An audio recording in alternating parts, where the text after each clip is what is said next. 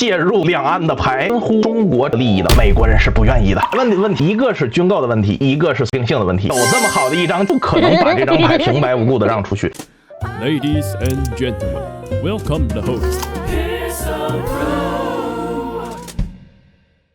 2025年开始的这个贸易战的第二轮，美方一开始的加征关税，虽然说对我整体上的沿海的贸易造成了一定程度的冲击，也确实拖慢了中国的 GDP 大概可能到 0.5个百分点。但是呢，应该说在这一轮我方的有利的使得美国方面讲确实是最后没有能够实现一个任何程度的结果。特朗普就一直想来阅兵没看成，后面11月份又想来到釜山简单的见了一面，然后他就跑去打伊朗终于是把这些事儿现在暂时可以掩耳盗铃。可以说呢，在整个交锋当中显示出中美的实力配比呢是出现了历史性的变化。因为现在实际上看到的中方和美方的实力配比，主要体现在这一次特朗普带领大量的企业主，尤其是知名的这些跨国企业的老板来这边集中的签大生意。而且特朗普在上空军1号之前跟美国媒体相关采访的时候就有表示说，他这一次是整体上要让中方开放市场，说是开放市场，实际上来到这边马上话语方式就不一样，讲的是对等的、互惠的、平等的投资。那么美方能做出这样的一个表态，应该说呢是我们非常惊喜的。因为从各方面来看，在疫情之前，美方一直强调的是所谓的既有的国际秩序不能够受到冲击。疫情当中乃至于说23年、24年拜登政府任期呢，一般来讲强调的是所谓基于规则的国际秩序，或者说从实力出发来进行商讨。但实际上我们现在看到情况变成什么呢？平等、互惠、协商，其实就体现出现在这个历史未有之大变局，终于是可以平等的坐下来，不会说出现之前安科维奇会谈名场面我们把你想得太好了这种。这是一个。另外一个就是我们总书记提到的中美两国能不能跨越修昔底德陷阱，能不能着眼两国人民福祉和人类前途命运。那么关于这个事情我们总书记讲到说，中美两国的计划，总书记的原话说就是中华民族伟大复兴和美国再次伟大实际上是并不矛盾的，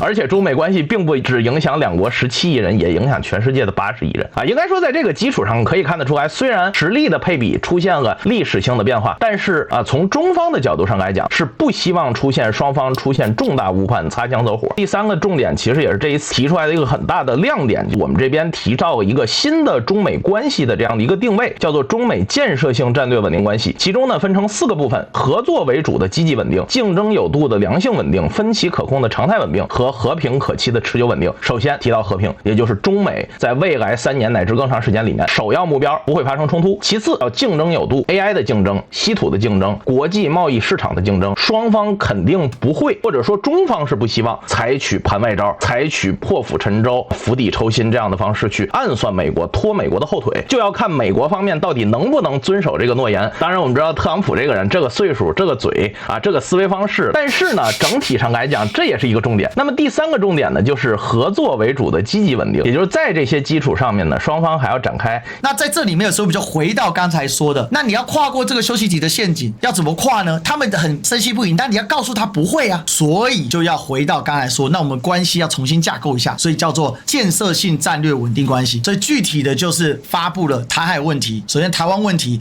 台独是台海和平的完全对立面，这个东西确立，中美关系至少不会大坏就有一个稳定性。这次的会谈，甭管我们怎么去思考，但是世界确实会谈真正意义上走入到 G2 的时代。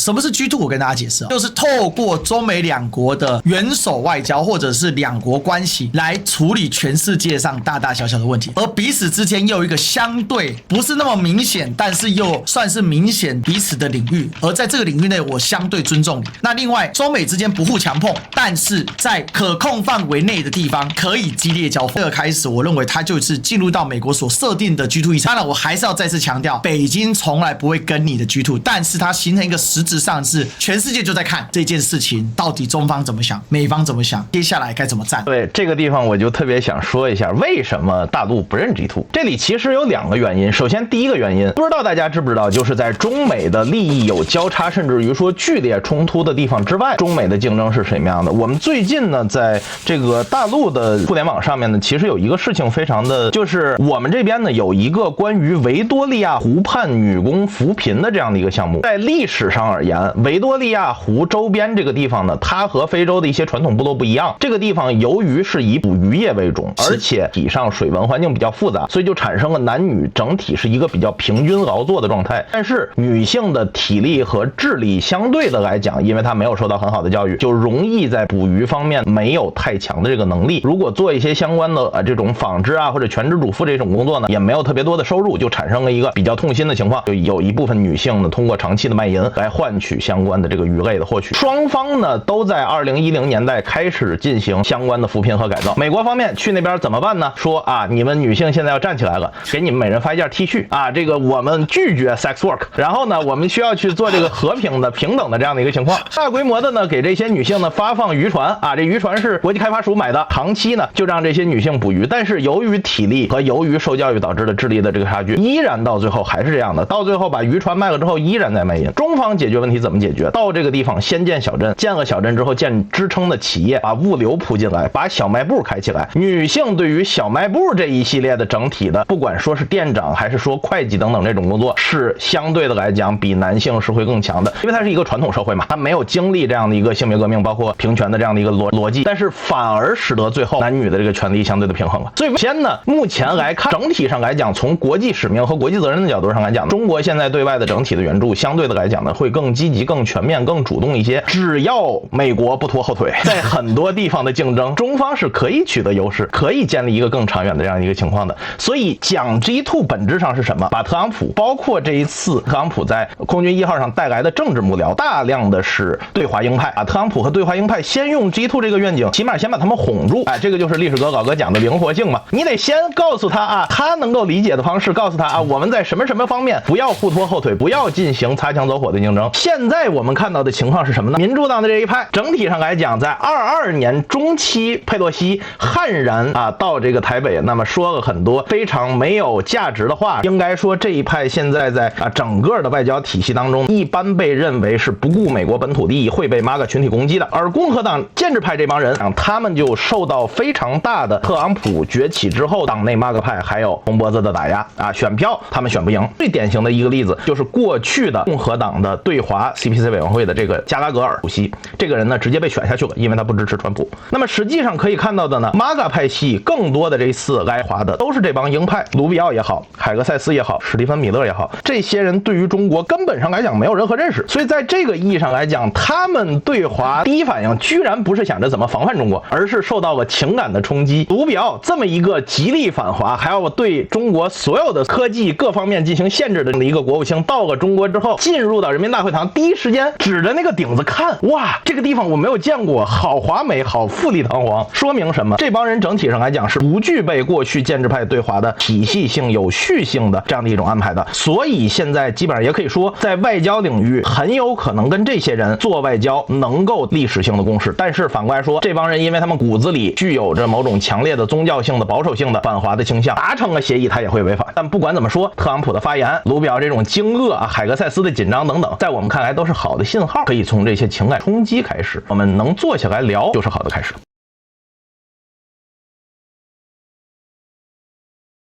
3B3T 议题啊，某种意义上说就是美国霸权从1900年代走到现在走来的这样的一个情况。这个 B 是 beef bean 啊，还有 Boeing， 这是美国最早的农牧业为主的，可以说是南北战争之前的一个传统的优势产业，到现在依然还是优势。当然它可能会涉及到一些问题，比如说它的这个牛的这个质量的问题。第二个 bean 大豆，我们知道大豆实际上在20世纪的上半叶，主要的产地全世界就是中国的东北。在20世纪中叶的时候，美国开始大规模的在它的农村州引入大豆的种植，可以说这体现的是美国的第二个优势产业，就是农业集约化、农业工业化。而第三个波音这个就不说了嘛，互联网革命之前可以说是第二次工业革命关上的明珠，也就是说这个代表的就是特朗普想要的那个 Make America Great Again， 他想要的1980年之前美国就具备这三个优势。而另外三个问题 Trade、台湾和台湾的台海问题，整体上呢是他试图直接插手东亚，试图像他的这个共鄂老爹一样，英国一样去搞所谓的这个离岸平衡衡。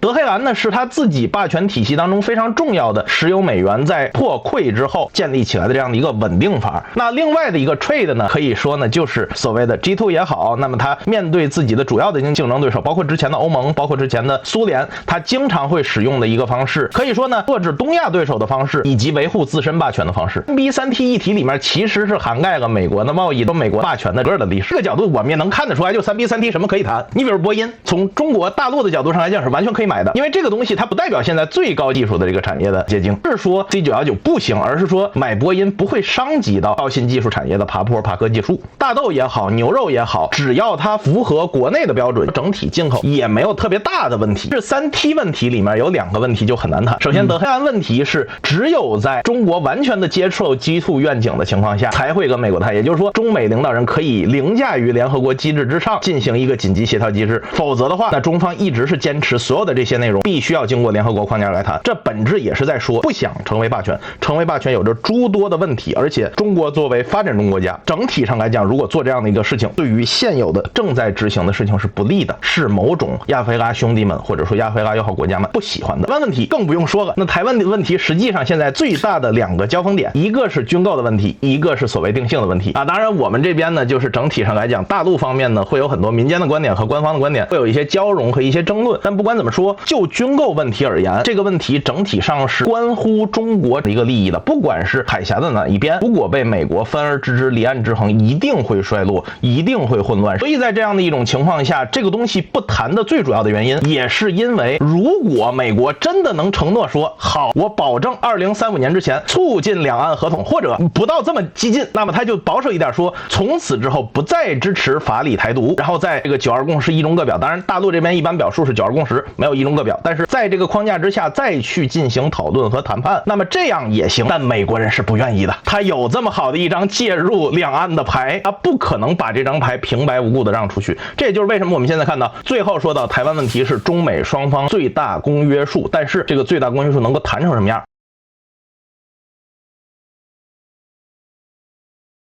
但是日本上一波对于台海包括对于东亚情况的阻隔，包括当时岸田安倍可以扮演一个相对比较温和的这样的一个角色，有一个前提，美国的驻日大使库尔特坎贝尔这一位是东亚的形势有着非常明确的认识，而且这一位是极端反共，所以说呢他跟大陆方面呢是不死不休的关系。在他的牵头之下，那么围绕着岸田文雄当时的韩国总统尹锡悦以及当时的台湾地区领导人，那么形成了一个联盟。但后面看这个联盟呢，首先呢岛内选举的过程当中，蓝白的力量对于这个民进党系的相当的一部分这种极端率啊，另外一方面就是日韩实际上都发生政坛的变化，是上来了。这个石破茂在任上的短短的1年的时间里面呢，其实更多的还是想做关于两岸三地的一个平衡。那么他一方面确实和岛内有一系列的这些外交往来，但是另外一方面呢，也是想去解决所谓中日破冰问题。但实际上石破茂的这个立场和这个路线呢，是不为日本人所理解和支持的。其实原因也很简单，我们知道日本有所谓举与刀的民族这个说法，我经常说呢是日本这个民族性特别混沌，就是他们很会读空气，他们很会跟风跑。对，一旦生活可能不下去了，疫情的冲击，那么贸易的冲击，包括他的这个海外日本逐渐的资金的浩劫，那么导致他感觉生活不好了，所有人又一窝蜂的涌去说啊，在这种情况下，我们要不要对华施压？我们要不要重塑一个所谓东亚的这样荣光？我们要不要回归到一个所谓正常国家？要不要修改和平宪法等等这样的一些东西？虽然这些东西从外交和从整体的这个考验性上来讲是非常有挑战性的，但是好在高市早苗也是个民粹嘛，他是在所有的这些建制派政客里最民粹的一个，他不怕去做出很多空头支票，不怕去给出很多的承诺。整体上来看很明显他不想打，但是他又要去打这个两岸牌来维持他自己民意的沸腾，做所谓的和平国家。我个人认为日本方面应该在这一次中美会谈之后会意识到他背后最大的那个依仗已经没有了。过去他去组织一个东亚的反华联盟，或者说价值观的围堵，或者这种相关的这些区域组织，但是现在的情况是他失去了美国的支持。那么这一次呢是派贝森特而不是卢比奥，意识形态相对来讲比较中立鸽派的，而不是鹰派去见他们说明这个问题。除非美国方面特朗普发生重大的政策转向，中美真的能够新的历史有一定的缓和和重整关系，那么接下来相信日本的安全方面就会受到中美的双重压力。但是我们也不得不说一件事情，华盛顿的游说体系是非常发达的，真的说到需要美国施压日本的时候，美国真的会忍心下手吗？我对这个事情现在现在抱有着极大的疑问。如果真的中美这次谈好，我猜大概率是在所谓的日本安全问题。这个有可能哦，就是说日本安全问题到底会不会冲击到美之间的关系？我觉得非常可能，因为 NSS 就是川普的这个国策里面，它有下半部啊，但他后来否认就是了。G2 外面有个 C5 核心5国嘛 ，COF 国里面除了 G2 中美2国之外，那就是谁呢 ？Russia、Japan 还有 India。日本人的错误历史了解正在推进他们往前进。还有一个问题，日本人的阶级社会从来没有被打破过，因为日本的这个明治维新是从上而下，大化革新也是从上而下的。所以日本的阶级是非常严重，以至于说他的初级阶级，他们就是从众，就是从小二变大，他不知道，他也不在乎，他也不理解，他也难以理解，他也无法跳脱。新加坡这一段时间迷之操作很多，但是大家了解新加坡作为什么？新加坡作为 ASEAN，台湾叫东协嘛，大陆叫东盟嘛，东盟的核心。他有一个现在很别扭的状况。第一个方面是李显龙这个卸任之后，那么新任的总理黄循财，其实他来华两岸呢接触都很多。上来之后一个迷惑操作，93阅兵不改，反而去了日本的空战之后的相关的一些纪念的仪式。再有一个呢，就是说这个中日的争端，这也是从日本引出来的，要双方理解彼此的历史的难处，还专门的讲新加坡在日据时期，包括有很多平民死亡的，但是他讲新加坡要想发展，就要避免所谓的这种历史沉浸的一种逻辑，在大陆的老百姓看来也非常的让人疑惑。最让人疑惑的实际上还是霍尔木兹海峡开战之后，那美伊战争大家都知道，打到现在至少伊朗是没有输嘛，整体上来讲打的应该说还是打出了自己的风采。新加坡判断霍尔木兹海峡要长期的处于一个封锁或者收费的这样的一种状态之下，他干了什么呢？他和马来西亚和文莱制定了一个相关的同盟，然后这个同盟的目的是保证马六甲海峡的通行自由。一方面剑指东盟当中的另外一个团体，就是所谓的这个由印尼和泰国组成的，尤其是印尼为首的这样的大国。另外一方面就是他表示说，不管是中国还是美国，只要你是域外国家，你要通过马六甲海峡，你就必须要经过我们东盟的同意。很奇怪，就是以新加坡的体量，以新加坡的驻军的规模，以新加坡和中美两国的合作的程度，本来它应该是成为一个双方之间去搭建桥梁，居然开始同时在外交辞令上对中美开始出言不逊。我个人认为这里面肯定是有新加坡领导有很大的误判。那我回过头来，我来讲一下新加坡。新加坡让我看来黄循财跟这个李显龙、李光耀父子最大的不一样是什么？大家知道新加坡总理这个黄循财，我觉得他有一个问题他太紧张了，还有不太自信。他的老师觉得要提倡这个 balance， 他要了解到今天新加坡可以作为各方，特别是华人当中的话事佬，并不是新加坡强大，也不是新加坡特殊是因为新加坡表现合宜。当你想积极表现的时候，那你抱歉了，那你新加坡用力过猛，你就什么都没有。所以他最近很怪，他就是因为站位正确而之所以可以站位，而不是因为他站的位所以把站位变正确。这个是新加坡现在领导层最大的一个问题。所以我们要了解到，新加坡今天其实是他上层对于整个国际局势判断不清楚的问题。还有一个最大的关键，新加坡的地位得到大家的信任，是因为在全球美国规则之下，新加坡得到很强的征服。因为美国秩序之下就是全球海权，这个全球海权的笼罩，其实对于新加坡来说，能够在海洋上面拥有巨大的，因为它的位置非常的好，它本来就是英国的海峡殖民地。那另外呢，中国大陆或者是台湾之所以对新加坡一直很有兴趣，还有一个特点，新加坡是个多民主国家嘛，但实质上它是一个华人为主的国家，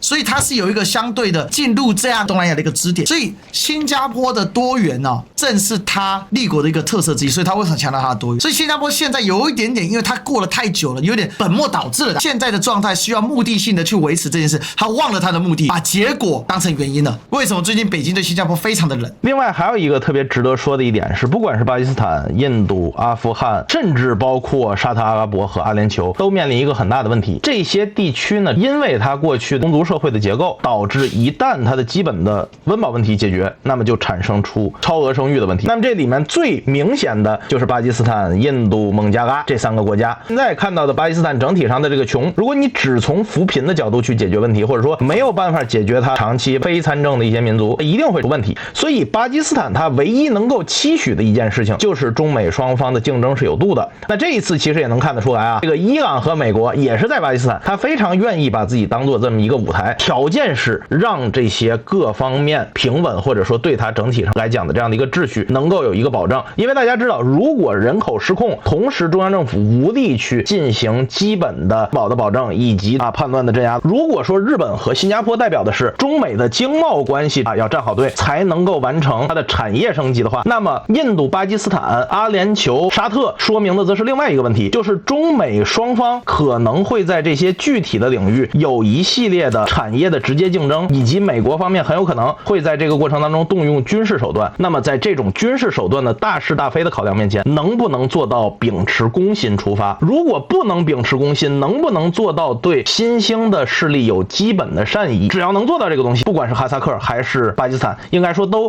摆脱了之前的最困难的阶段。而如果要是做不到这个，我就想投机，我甚至还想当棋手，很有可能就会像印度现在这样的一个情况，依然是一个中美的选边的问题。